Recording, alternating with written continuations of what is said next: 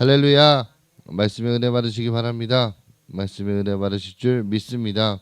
우리 사랑하는 본이 되는 교회 현장에서 참여하고 계신 성도 여러분들과 또나 온라인으로 함께 참여하고 계신 모든 성도 여러분들의 가정과 직장과 모든 삶 가운데 하나님의 은혜와 축복이 가득 넘치시길 주님의 이름으로 축복합니다.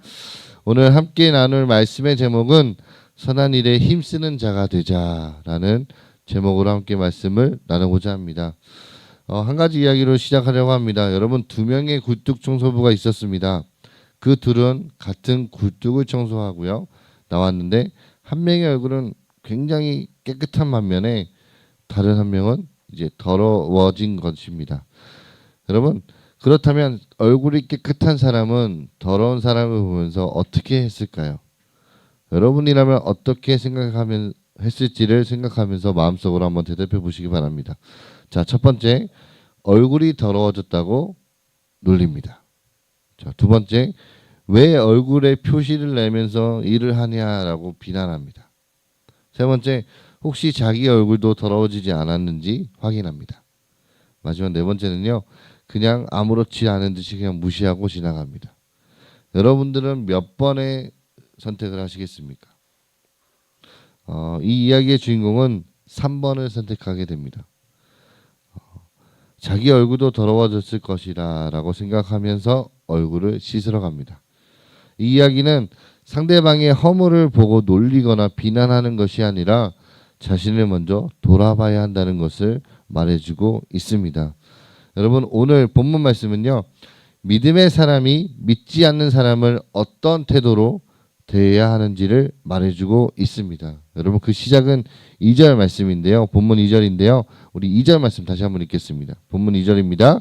아무도 비방하지 말며 다투지 말며 관용하며 범사의 온유함을 모든 사람에게 나타낼 것을 기억하게 하라. 아멘. 여러분, 사도 바울은요, 아무도 비방하지 말고요, 다투지 말고 관용하고 범사의 온유함을 모든 사람에게 나타내라 라고 말씀하고 있습니다.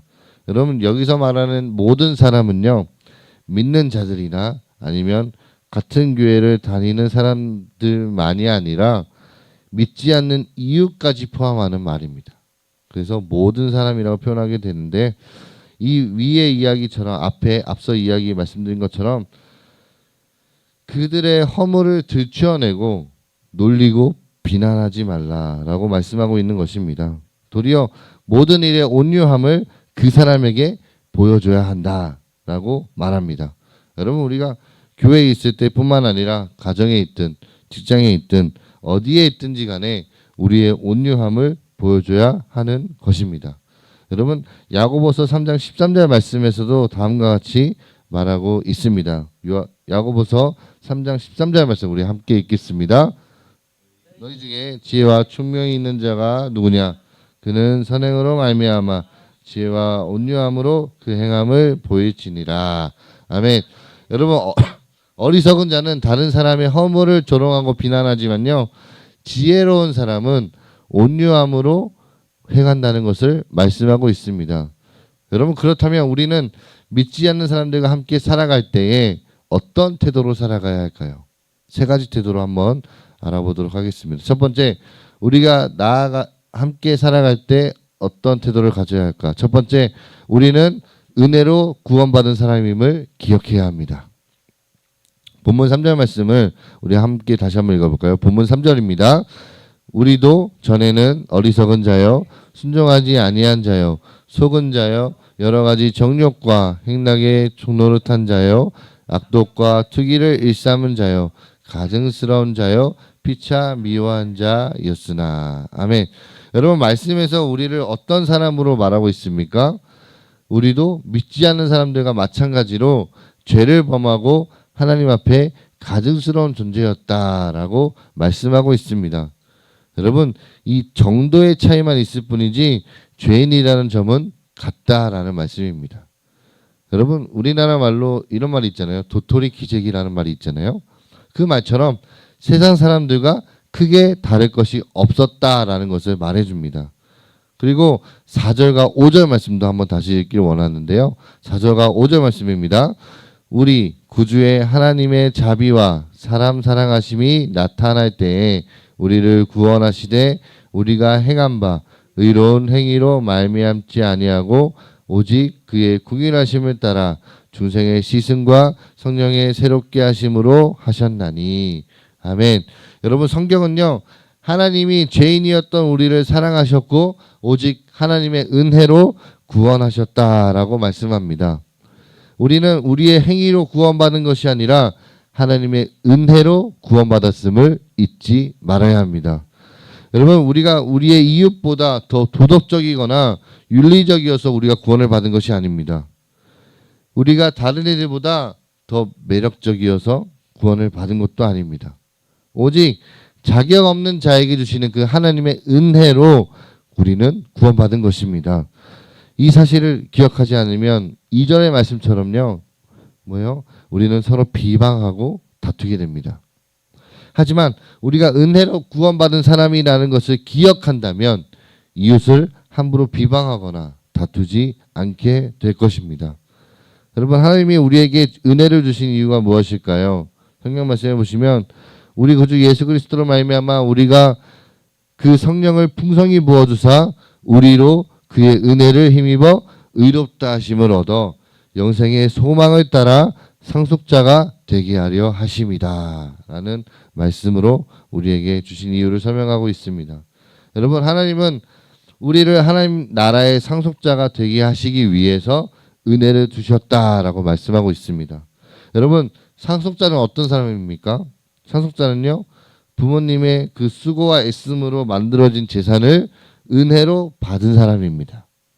또한 상속자는 그 은혜를 누리는 사람이자 그 은혜를 흘려보내는 사람입니다. 만약 상속자가 그 은혜를 기억하지 못하거나 이기적으로 자기 혼자만 누리려고 한다면 배우 만덕한 사람이나 보잘것 없는 사람이 될 것입니다. 우리 담임 목사님께서도 설교 말씀 속에서도 말씀하셨을 때 받은 은혜를 흘려보내야 되는 것입니다. 그래서 우리는 상속자답게 은혜를 기억하고 그 은혜를 이웃에게 흘려보내야 하는 것입니다. 두 번째로 보면 우리는 어떤 태도로 살아가야 될까요? 두 번째, 선한 일에 힘써야 하는 것입니다. 우리 8절 말씀 한번 읽어볼까요? 본문 8절 마지막 8절 말씀입니다. 이 말이 미쁘도다. 원하건대 너는 이 여러 것에 대하여 굳세게 말하라. 이는 하나님을 믿는 자들로 하여금 조심하여 선한 일을 힘쓰게 하려 함이라. 이것은 아름다우며 사람들에게 유익하니라. 아멘. 여러분, 하나님은요, 믿음의 사람들이 선한 일에 힘쓰는 사람이 되기를 원하십니다. 우리는 이웃을 향해 선한 태도를 지녀야 합니다. 비방하고 다투기보다는 모든 일에 온유함을 나타내야 하는 것입니다. 우리가 살아가는 이 세상에는 선한 일에 힘쓰는 분들이 많이 있습니다. 누군가를 친절하게 대하거나 도움이 필요한 이웃을 위해 자신이 가지고 있는 능력을 활용해서 돈을 기부하거나 소외된 이웃을 돕는 등의 모든 선한 일을 하는 사람들이 있습니다. 여러분, 선한 일을 하는 사람들의 동기가 무엇일까요? 아마 다양한 이유가 있을 것입니다. 사람들을 순수하게 정말 사랑하는 마음으로 할 수 있는 사람이 있고요. 또 개인적으로 칭찬받고 싶어서 하는 사람도 있습니다. 우리는 어떤 동기로 선한 일에 힘써야 하는 것일까요? 하나님이 우리에게 은혜로 사랑을 주셨기에 우리도 이웃에게 사랑을 흘려보내야 합니다. 하나님이 우리에게 선한 일을 해주셨기에 우리도 이웃을 위해 선한 일을 해야 한다는 것입니다. 여러분, 성경 속에서 이와 같은 맥락으로 하시는 말씀이 있습니다. 바로 로마서 12장 17절 말씀인데요. 우리 함께 읽겠습니다. 17절 말씀입니다. 아무에게도 악을 악으로 갚지 말고 모든 사람 앞에서 선한 일을 도모하라. 아멘. 여러분, 우리는 이웃에게 악을 악으로 갚지 말고 선으로 갚아야 하는 것입니다. 주변 사람들이 우리에게 막 비난하고 비판하고 욕설을 내뱉을 수 있습니다. 하지만 우리는 그것을 되갚아주기 위해 똑같이 그 사람과 맞서서 욕설을 내뱉기보다 그 사람을 불쌍히 여기면서 선한 말로 대응해야 하는 것입니다.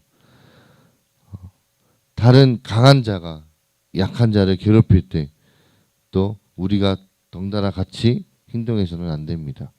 선한 행동을 보여줘야 되는 것이죠. 여러분 요즘 드라마나 영화를 보시면 가장 인기 있는 주제가 무엇인지 아십니까? 바로 복수입니다. 복수. 피해자가 가해자를 응징하고 심판하는 모습을 보면서 사람들이 진짜 통쾌하다. 아우 시원하다. 라는 것을 느끼기 때문입니다. 하지만 우리는 악을 악으로 갚지 말아야 됩니다. 근데 이렇게 말을 하면 다른 분들이 이렇게 얘기를 해요. 그러면 우리는 그냥 가만히 있어야 되는 겁니까? 아무것도 하지 말고 그냥 가만히 있어야 되는 겁니까? 라고 물을 수 있습니다. 만약 상대방이 법적 처벌을 받아야 된다면 그렇게 받아야 됩니다. 그러나 상대방에 대한 그 복수심과 그로 인한 증오로 저주의 마음은 우리가 내려놓아야 된다는 것이죠. 성경은 모든 사람 앞에서 선한 일을 행하라 라고 말씀하고 있기 때문에 우리는 그것을 지켜야 하는 것입니다. 마지막 우리는 어떤 태도로 살아가야 될까? 세 번째, 선한 영향력을 끼쳐야 되는 것입니다. 여러분 우리가 8절 말씀을 함께 읽었었는데요. 8절 말씀을 보시면 우리가 행하는 선한 일이 아름답고 사람들에게 유익을 준다라고 말씀합니다. 다른 말로 이웃에게 선한 영향을 준다는 것입니다. 사람들은 살아가면서 좋은 영향을 주고받습니다. 거기에는 물론 좋은 영향도 있지만 나쁜 영향도 있습니다. 예를 들어서 우리 주위에 우리 교회 분들은 아니지만 우리 교회 분들 주변에 늘 상스러운 말을 입에 달고 살거나 안 좋은 것에 호기심을 많이 갖고 있는 사람이 있으면 나도 모르게 욕을 하게 되거나 안 좋은 것에 호기심을 많이 가지게 됩니다.